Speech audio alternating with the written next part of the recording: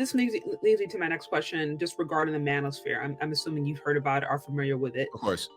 And your thoughts on men's rights. Do you think they should be advocated for? Do you think that space is needed, is necessary?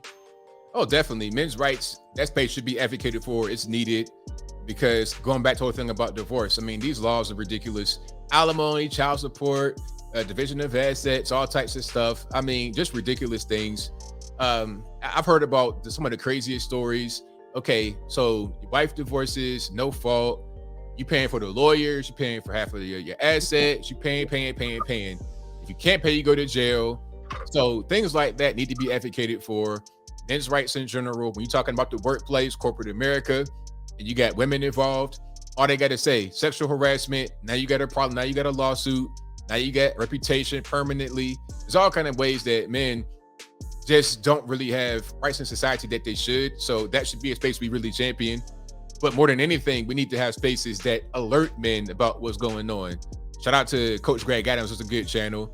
He has things that will tell you, hey, this is what's happening, be aware of it. And those things shouldn't be seen as anti-female, anti-woman. It's not even about that. It's about, hey, these are really just the laws. It's not even about the woman that you with. It's about the laws that are going on. Like I was saying, if she wants to leave, go ahead, go about your business. But the laws come into play. That's what hurts us.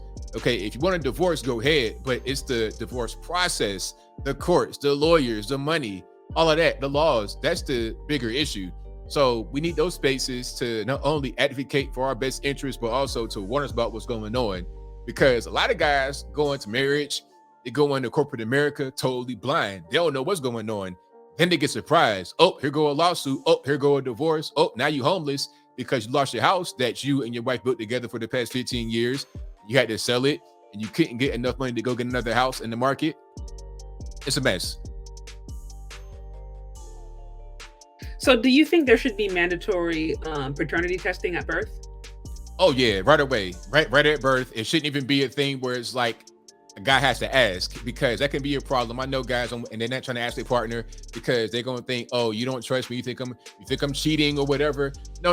It's not even about that, because again, you're talking about laws. Because the way the law says that if a baby is born inside of a marriage, that's the father's child automatically. That's what the law says. So automatically you're married, that's your baby with no paternity test. So then, okay, child support time comes, you're on the hook. So rather than that happening, have an automatic paternity test, and then you can really see what's going on. Not because you don't trust your wife, it's because you don't want to be held legally liable when you don't have to be held legally liable. No, I would say some of these men can't trust these women. I'm like, I'll say it. You maybe can, but I'm like, because I heard the argument of just like, of wanting to respect women and trust her virtue, her integrity. And I'm like, if we had a different generation of women, okay, perhaps. But today's generation of women don't really care about integrity. You don't care about decorum. You don't care about respect. If you are promoting single-parent households, if it's like OnlyFans and casual sex and body count doesn't matter. Like, this is not the mindset of women who care about decorum, who care about dignity.